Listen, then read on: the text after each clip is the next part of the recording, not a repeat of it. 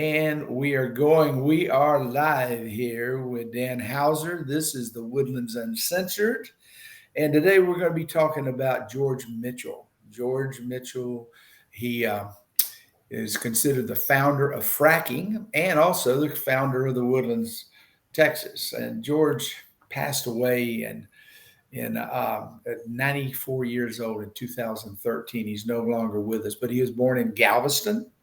And most people don't know, but his first language was Greek, and he was from a Greek family, and he founded Mitchell Energy, which developed into fracking. But his love was the Woodlands, Texas, and that's what we're going to be talking about. Dan worked for George for many years, and Dan, by way of introduction, is a true Texan, unlike me, which I'm a transplant from Louisiana and Florida and every place. I got kicked out of a lot of states.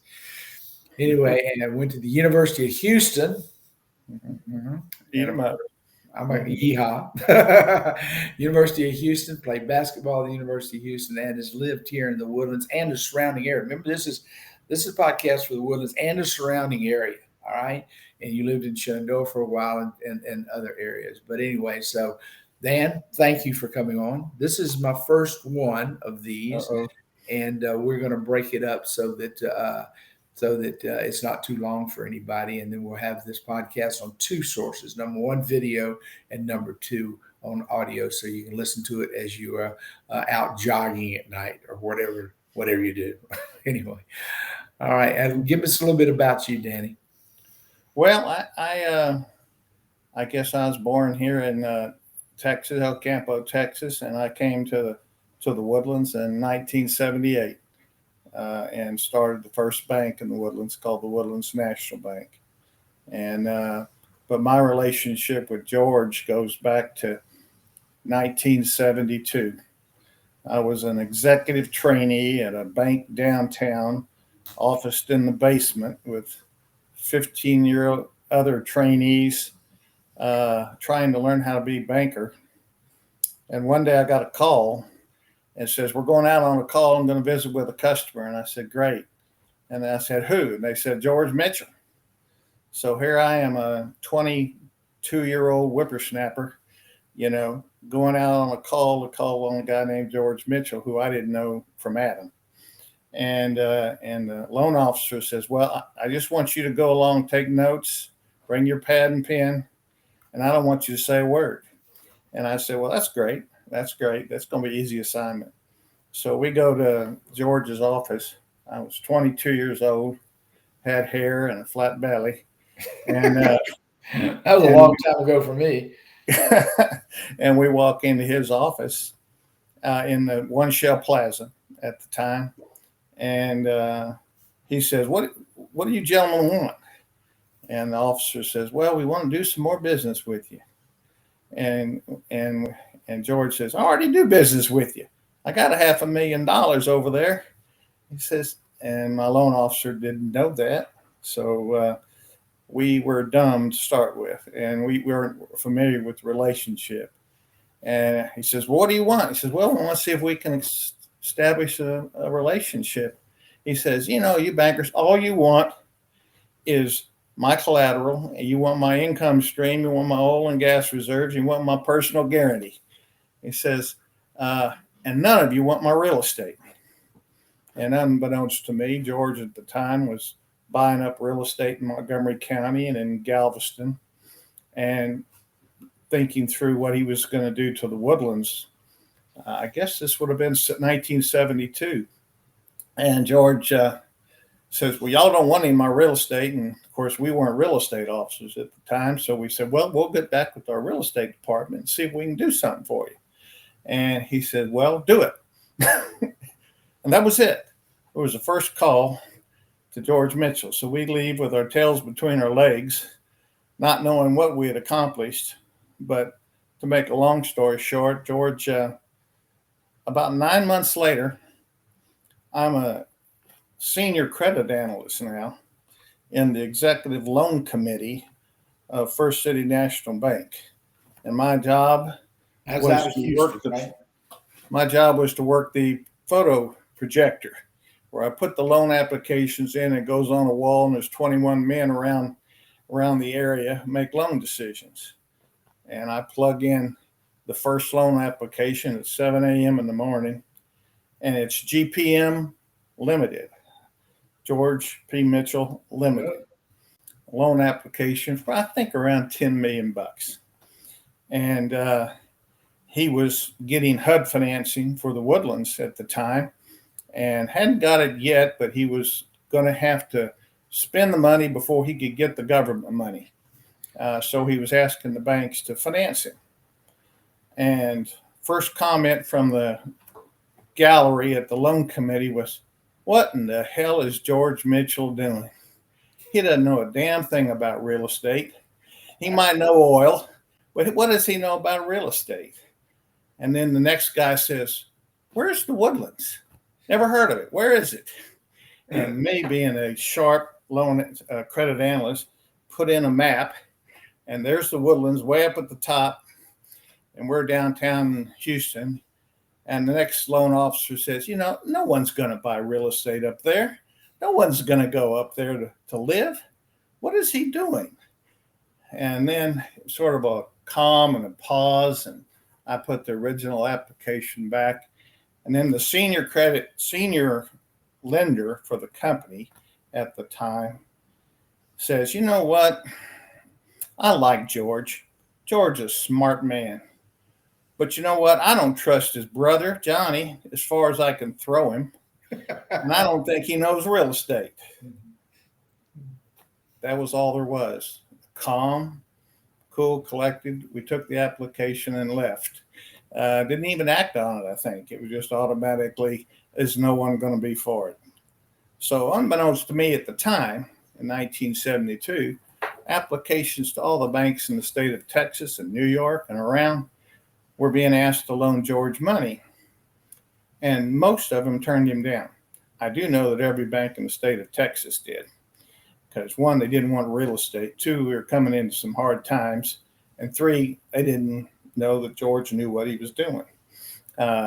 So Texas Commerce and others around the area declined.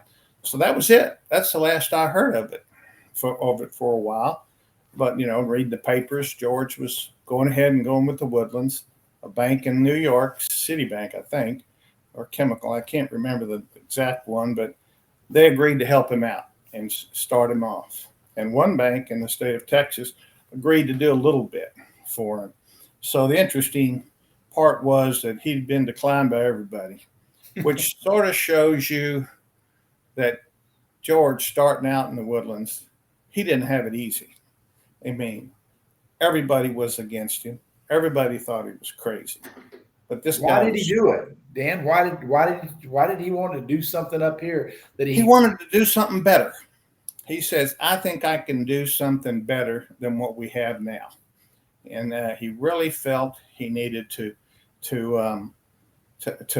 try something out. He'd been studying some of the other communities across the country, in California and in Reston and Virginia and others, and they had some new community programs going on with HUD, and he thought he could do it. So he was accumulating 25,000 acres or so up here. Yeah, and 24,000. And one thing about George, he was strong-willed, hard-headed, had a vision, had a dream, and by God, he was going to get it done. And if you got in the way, you got in the way. You got turned down, he was going to do it on his own.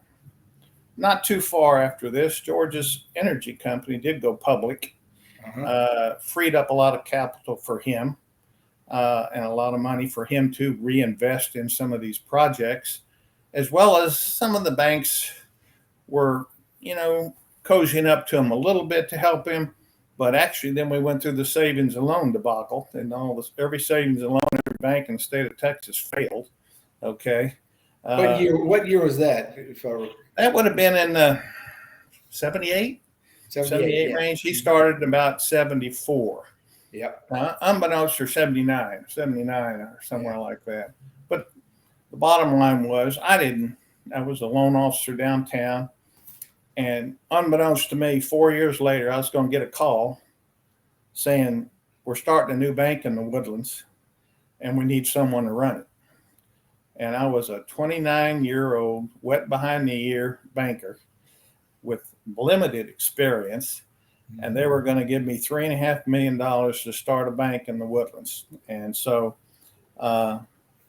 being naive and liking a bigger paycheck, I decided to take it on, move my family up here in 78, and we opened the bank in 1979. But if I recall, that was right after the oil embargo. That was after Aramco formed. It was in the middle of turmoil in the oil and gas business. The savings and loans were suffering. The banks were anti-real estate. And George, despite the opposition, despite being told no, he just would not take no for an answer.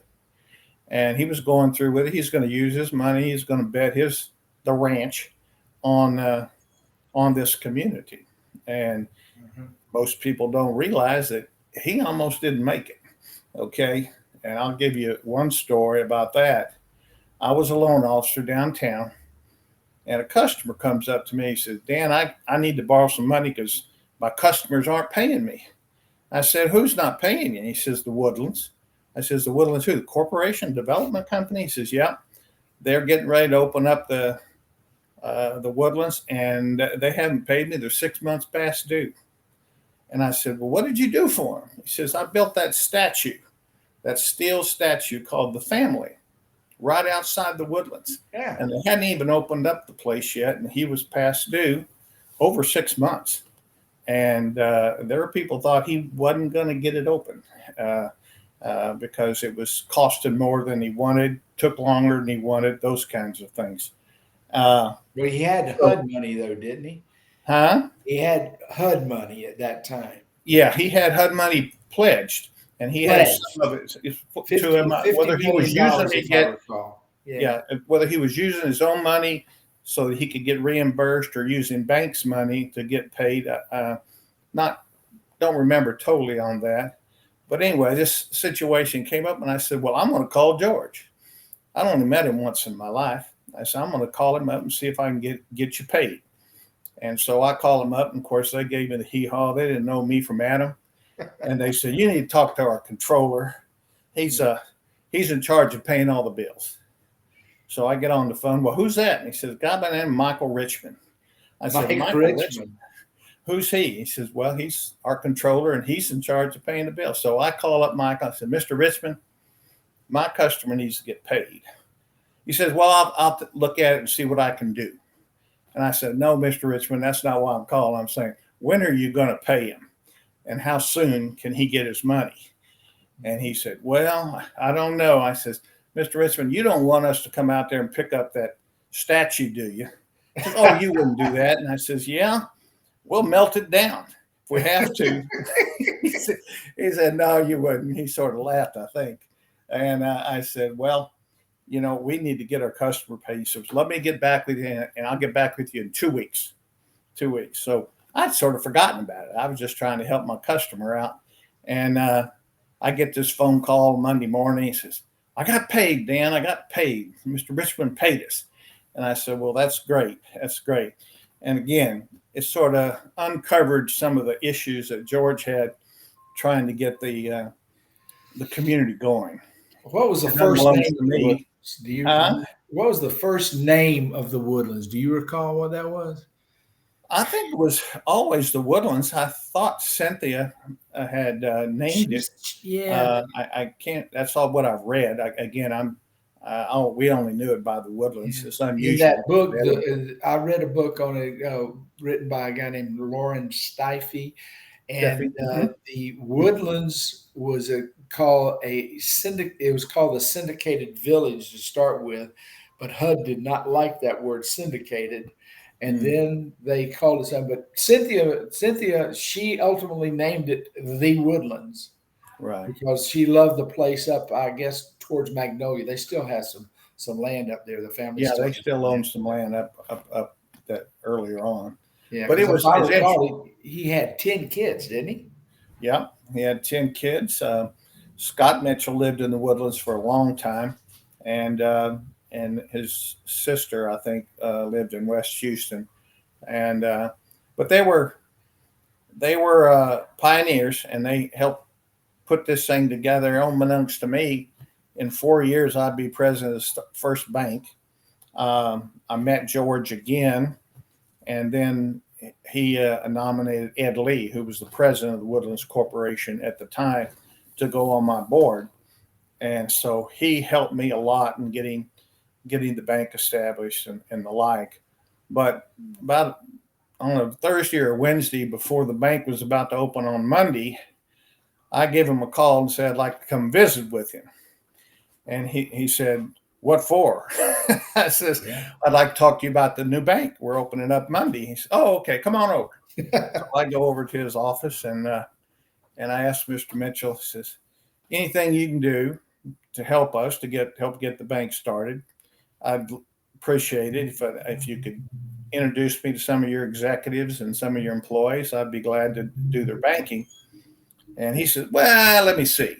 And he reaches over to his drawer and he pulls out this green sheet of paper about this wide, 3 sections, and it had every single account that he owned, banking account, and dates across here and amounts. He knew every account he had and how Wow. much money he had in the bank every day, which gave me the impression that he paid attention to detail. Yes, Okay. sir. And he looked at it and he said, "Well, let me see what I can do." And he folded it up, put it back.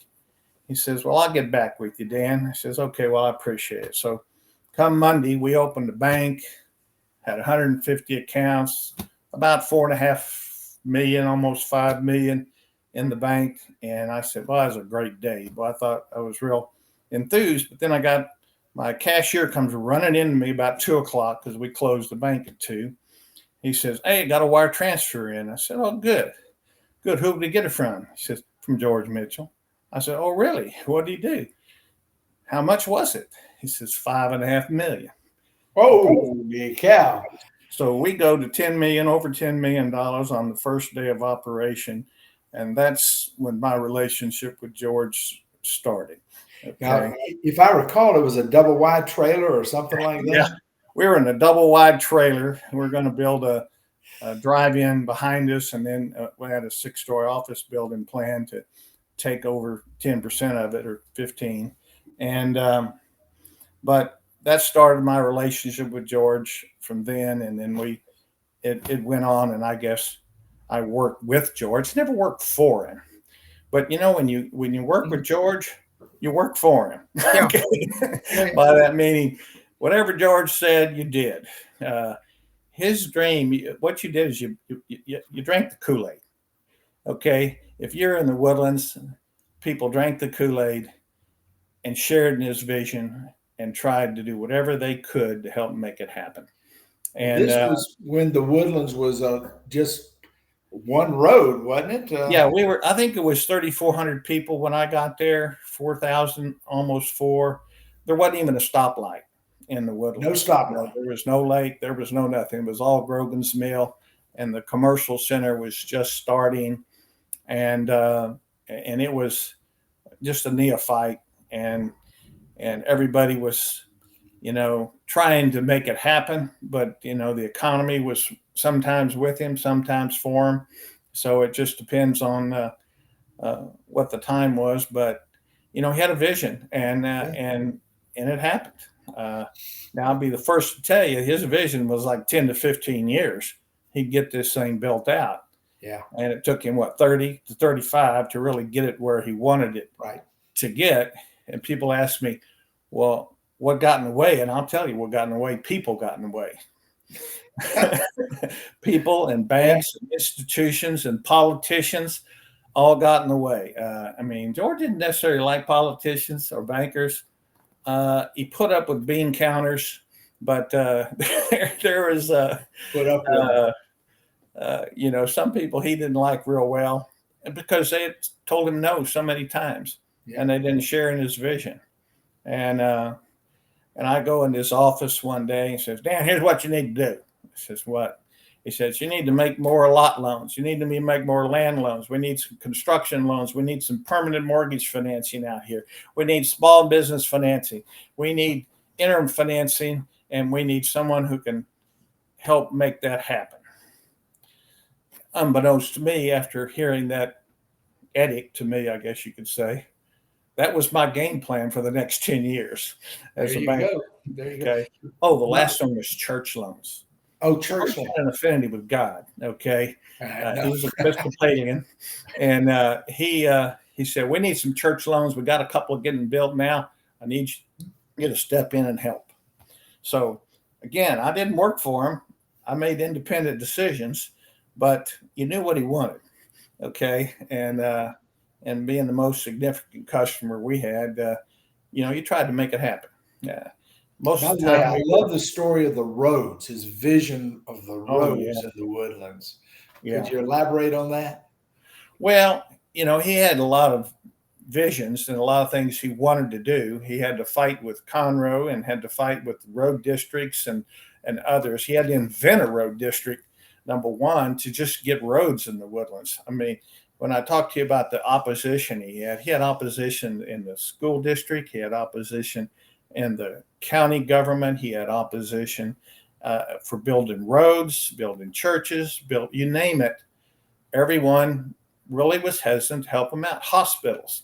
They tried to get a hospital in the Woodlands. He had trouble getting the bank in. He'd like to own the bank himself, but he had issues with that, so he had to go outside to bring people in. And what happened is a lot of them turned him down. Banks turned him down. Hospital systems turned him down. County turned him down. And so he had to go do it on his own. And he had some people, some real good people, Michael Page being one of them, Michael Richmond, Roger Gladys, Ed Lee, you name. They had a lot of good people that were committed to help make this thing. Joel Derrichin. I can give you a list a mile long of just good people that did whatever they could to make this thing go. But they got no so often that he had to just do it himself. We tried to get a University of Houston out there, and they turned him down due to political reasons. I won't mention UT and A&M as two of them. Ooh. But bottom line, U of H had to turn down a gift of $150 million in real estate because of the politics involved. And so we turned around real quick and helped get the community college here. At the time, it was called North Harris Montgomery Community College. Now so we switched gears and got them to put a campus here. And that sort of started things rolling. Okay, everybody said, this is a good community. We got the hospital. We were turned down by every major hospital chain in the world, so we started our own. Okay, he put up some money. I got some banks to get involved and put up a like amount of money so we could get the first hospital in the Woodlands. So I got to work with him on multiple projects, and he was just a never say no guy. And if we failed, then what's plan two? Where do we go from here? And he already knew where we were going from here, and he'd tell you where we were going. He was not shy about giving his opinion on anything. But I obviously love trees, because we got more trees here than you'll ever find anywhere. I mean, not too many developers buy people who all they do are they're in charge of trees, okay, in charge of landscaping, in charge of ergonomics, whatever it's called, environment. He was very in tune to that. And matter of fact, there's stories. We had a couple of trees outside the bank, which we used to call George's trees, and they were huge oaks, beautiful trees. He had lights on them and water to them. He had people keeping an eye on them. Unfortunately, during one of the hurricanes, George's tree took a dive, and it was sort of a sad time for us at that time, because he put so much emphasis in trees and keeping the beautiful community beautiful. But the thing about George that I don't know, and I'll share this with you, is that one day, I guess I was 7-8 years into the relationship, he gives me a call, or his secretary does. He says, George, I'd like to visit with you. I said, okay, when? He says, how about now? Okay, so I drop everything, we go over there, and we're in his office, and there's two gentlemen sitting out in front of him at a desk, and I introduced myself, and one of them was a guy by the name of Benny Ruzick, who was his personal CPA. And the other one was a guy named Joe Cutchin, who was in charge of communications and PR for Mitchell Energy at the time. And me, we didn't know why we were there. And we go in his office and says, gentlemen, I've got something I'd like you to do. You don't have to do it, but I think it'd be appreciated. And we say, okay, what is it? He says, well, I get all these requests for money. I get all these nonprofits and everything looking for money, and I can't handle them all. Okay. He says, so trying to figure out a mechanism to make that happen. We say, okay. And say, George, he says, I'm going to donate my properties, my oil and gas properties, and the interest off those, income off of those will be going into a special account. And then I want y'all to give the money out. And we say, what? He says, okay, yeah, I've got, I don't know what he had at the time, but maybe 1,000 wells that he had interest in. And the income streams off of those, he was going to put in an account. He says, I'm going to do this, and I'm doing it for tax purposes so I can, still get a tax break on it. He says, we're going to name it the Woodlands Fund, TWF Inc. And I want you guys to manage it. The only problem is I can't get involved. It's got to be arm's length. Y'all got to make the decisions. And so, you remember the movie, you might remember the movie, The Millionaire. Oh, yeah. Tipton, this guy who gave away millions of dollars. Right. And, a guy named Mark Anthony, I think his name was, Michael Anthony would go out and give people $1 million. Well, tax-free. Were George, and I was sitting there being a banker and said, well, George, how much are we talking about here? Oh, a couple million. I says, okay, well, that sounds good. And so he says, you go back, open the account, and we'll get this thing established. You guys got to make decisions. Now, I might give you some suggestions, but I can't make decisions. Okay. And so I like that. Yeah. I get back, open the account, and in comes a wire, $4 million. I said, that's pretty good. Pretty good. What I didn't know, it was a couple of $1 million every quarter going. And I guess I was president or running the TWF Inc. for a couple of 10 years, 15 years. So what did you do with the money, Dan? Well, we got to put it back in the community. And here's George's concept. His concept was, I can help this community from above in terms of getting the big players to come here and get them in our area. But I need to grow from within.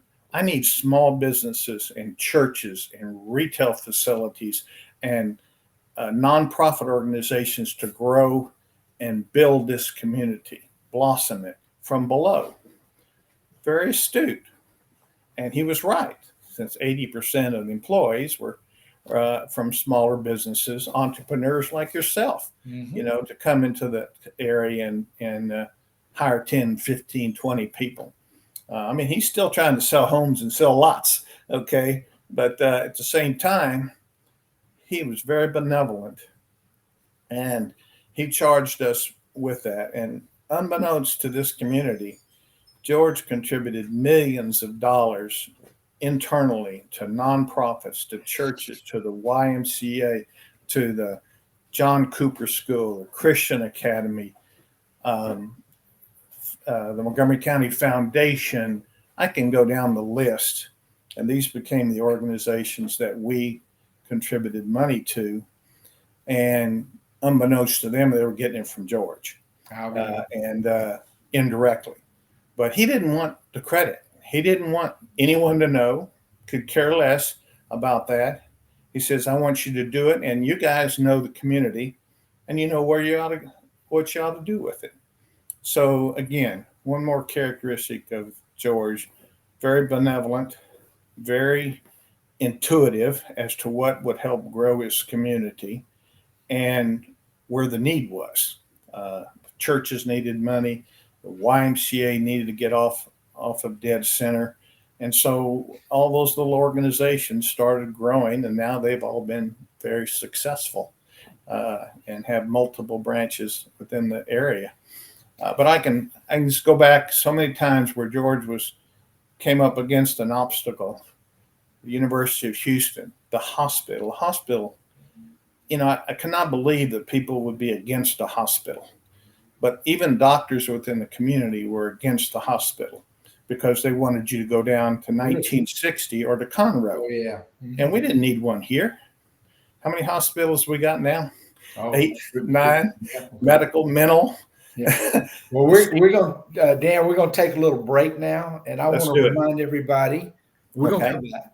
I want to remind everybody that you can email us and Dan at the Woodlands uncensored at gmail.com. You can also check this out on Facebook and on YouTube, and it'll be going, the audio will be going to Apple and all the rest of the things. So we'll be back in just a little while for more. Thank you, Dan. You got it. Thank you.